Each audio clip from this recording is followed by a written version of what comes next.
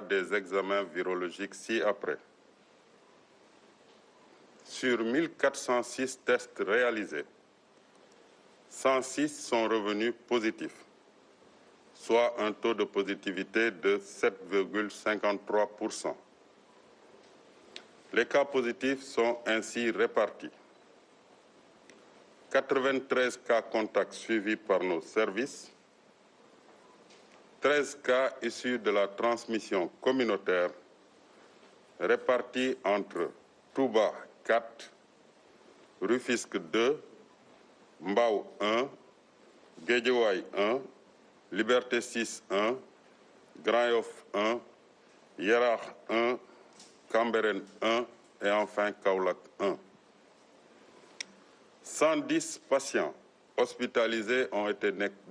été contrôlés négatifs et déclarés guéris. 17 cas graves sont pris en charge dans nos services de réanimation. 3 nouveaux décès liés à la COVID-19 ont été enregistrés dans nos structures de santé ce mercredi 17 juin 2020. À ce jour, 5 475 cas ont été déclarés positifs, dont 3 716 guéris, 76 décédés et donc 1682 sous traitement. Le ministère de la Santé et de l'Action sociale exhorte les populations au respect strict des mesures de prévention individuelle et collective. Ci wolof tey ba su jeudi 18 juin 2020 ministère de la Santé et de l'Action sociale jot na résultat examen virologique yi may waaj a lim ci junni ak ñeent téeméer ak juróom benn test yi ñu def téeméer ak juróom benn ñoo ci positif juróom ñeent fukk ak ñett yi di ay cas contact fukk ak ñett yi di ay cas communautaire yu ñu gis ci Touba ñeent Rufisque ñaar Mbao benn Guédiawaye benn Liberté 6 benn Grand Yoff benn Yerakh benn Cambérène benn ak Kaolack benn cas téeméer ak fukk ci malade yi ñu hospitalisé woon wër nañu bésu tey fukk ak juróom malade. Le scolaire sera donc réaménagé par décret pour intégrer la période d'examen prévue durant tout le mois de septembre et la nouvelle année scolaire 2020-2021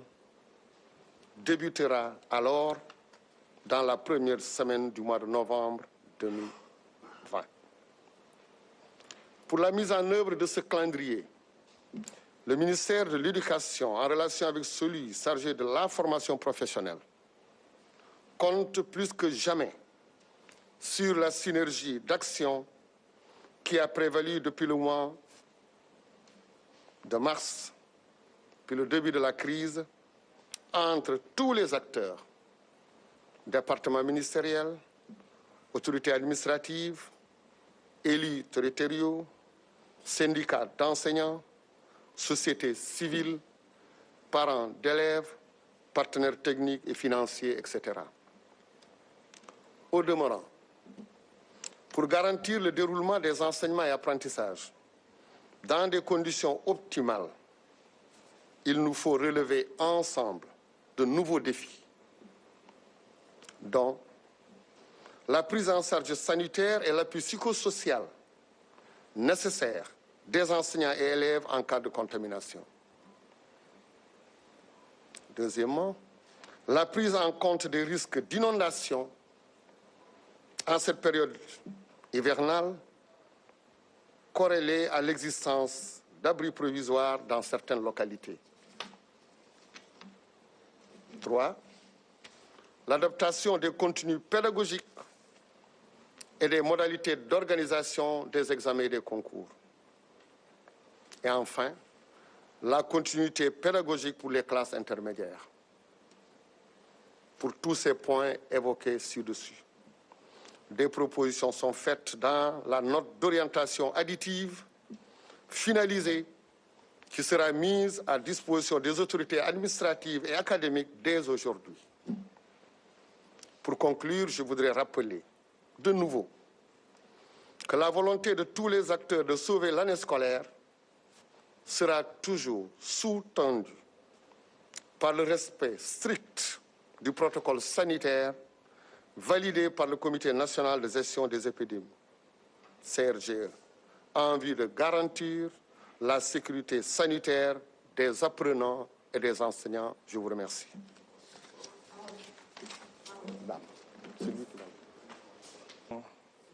mbokku Sénégal salaamaaleykum jàngalekat ak mbokku élèves salaamaaleykum waajuru ndongo yi ak képp koo xam ne nii mi ngi yëngatu ci wàllu njàngale xale Sénégal ci wàllu enseignement général mais aussi ci wàllu formation professionnelle. xam ngeen ne démb ci conseil des ministres président de la république jël na dogal pour ñu delluwaat ndongo yi nga xam ne ñu nekk ci classe d'examen dellu ci école yi à partir ci alxamis bi ñu jëm muy ñaar fukki fan ak juróom ci weeru juin 2020 pour ndongo yi nga xam ne ñu ngi nekk enseignement général ak formation professionnelle et technique. décision boobu nga xam ni njiitu réew mi jël na ko gannaaw bi nga xam ni jàppoon nañ ne ñaari fan ci weeru juin bi weesu la ñu waroon dooraat njàngale mi ci classe d'examen yi. décision boobu nag li ko laloon mooy que président dafa am yéene protéger ndaw ñiy jàngi xale yi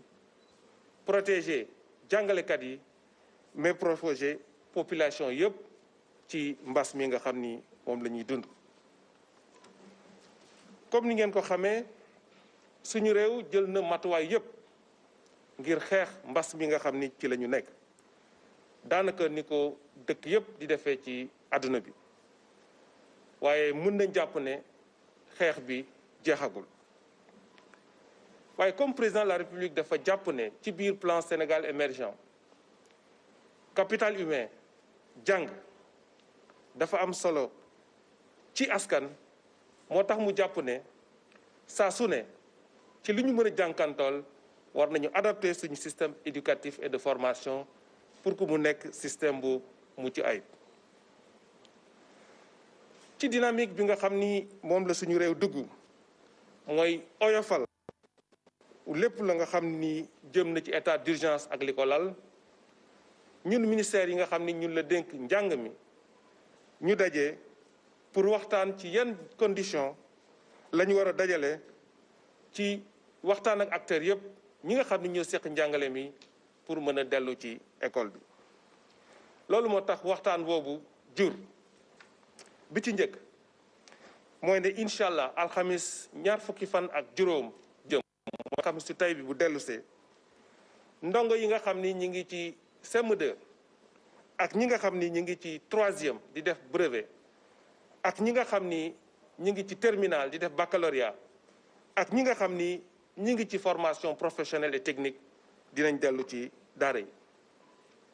ñu jàpp itam que ne bépp examen ci yooyu ma wax nii dina door ñaar fukki fan ci weeru août 2020 incha allah.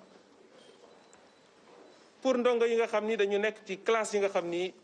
defuñu examen ñu tudde leen classe intermédiaire boroom xam-xam yi dinañ saytu xool nan la ñuy xoolee seen jàll ci classe yi nga xam ni moo nekk ci seen kanam. proposition yooyu incha allah dinañ ko def ak boroom xam-xam yi à partir fii ak le 31 juillet 2020. pour année scolaire bii di ñëw 2020-2021 njàng mi dina door pour que ñu doolelaat xale yi nga xam ni mu am noonu lu manqué ci seen formation ak seen jàng. ci calendrier examen yi entrée en 6e dinañ ko def à partir de 20 août 2020 brevet ñu tuddee ko BFM à partir du 14 septembre fukki fan ak ñeent ci weeru septembre session de remplacement ñi nga xam ni jotuñu woon def brevet boobu ci jamono boobu dinañ mën a def seen examen ci fukki fan ak juróom ci weeru octobre. ci wàllu baccalauréat bi anticiper philosophie ñi ngi ko jàpp fukki fan ak ñaar ci weeru août 2020 baccalauréat technique ñi ngi ko jàpp à partir ci fanweeri fan ak benn ci weeru août 2020 baccalauréat enseignement général dina tàmbalee à partir du 2 septembre ñaari fan ci weeru septembre 2020 ñi nga xam ni jotuñu woon def baccalauréat ñu tudde ko session de remplacement ñoom ci fukki fan ak ñaar ci weeru octobre 2020 bon lépp loo nga xam ne nii mi ngi jëm ci wàllu examen professionnel CAP BEP BT BTS ñu ngi ko jàpp à partir du 3 août ba le 30 septembre 2020 ñetti fan ci weeru août ba fanweeri fan ci weeru septembre 2020 xam ngeen ne calendrier scolaire président de la république moo koy dogal donc comme dañ jàpp nañ bés yi président de la république dina jël décret pour daggaat année scolaire bi wax aussi que ne année scolaire 2020-2021 dina tàmbale ci première semaine mois de novembre 2020 incha allah pour ñu doxal calendrier bi ma wax léegi ministère yi nga xam ne ñoo seq njàngale mi ministère éducation nationale ak formation professionnelle jàpp na ne acteurs yi nga xam ne ñoo seq njàngale mi yépp comme niñ ko doon defee bi mbas mi taxawee ba léegi ci diisoo ci waxtaan war nañ ko continuer te acteurs yooyu mooy ñi nga xam ne ñun ñoo seq ministères yi mooy aussi autorité administrative yi gouverneur préfet sous-préfet mooy aussi élus territoriaux yi maire président de conseil départemental syndicat jàngalekat yi société civile waaye juru ndongo yi ak partenaires yi nga xam ni ñooy jàppale éducation bi dinañ wéyal waxtaan bi pour que calendrier boobu ñu mën ko doxal ci nu mucc ayib pour ñu dund ak mbas mi ak école bi dañu war a relever ay défis bi ci njëkk mooy képp koo xam ne nii ci njàng mi ci xale wala ci njàngalekat am nga doomu jàngoro bi ñu taxaway ay jumtukaay yoo xam ni dinañ la mën a taxawu bu mucc ay bi ci des mooy xam ngeen ni ñu ngi jëm ci nawet loolu moo tax ñu jël ay matuwaay pour que ndongo yi nga xam ni dañu nekk ci liñ tuddee ay abri provisoire pour que ñu am ay solution pour que ñu mën a jàngi ci bu mucc ay beneen bi ci des mooy li nga xam ni moom la ndongo yi di jàng ak nan la ñuy defee examen yi ak concours yi loolu aussi dinañ ci waxtaan ak partenaires yëpp mais leneen li nga xam ni aussi am na solo mooy xale yi nga xam ni ñu ngi nekk ci classe intermédiaire yi seen jàng dina gën di continuer di wéy pour yooyu yëpp ñeenti poñ yooyu ma wax léegi ci kaw ay note d'orientation dinañ bind bataaxal boo xam ne nii mooy compléter li ñuy wax léegi jublal ko képp ku nekk ci njàng mi mooy autorité administrative yi mooy autorité académique yi à partir de tey ci bés bi ñu nekk pour daaneel maa ngi wax que ne suñu ñi ñëpp ministère président de la république d'ailleurs d'abord ministère parents d'élèves jàngalekat ñun ñëpp jàpp nañ ne année blanche baaxul ci suñu réew baaxul ci suñu éducatif waaye nag dinañ ko def pour sauver année bi mais sans càkkonte ak li nga xam ni waa kër docteur yi loolu la ñu wax ci biir protocole bi nga xam ne nii moom la comité bi nga xam ni borom xam-xam yi ci la ñuy saytu mbas mi ci biir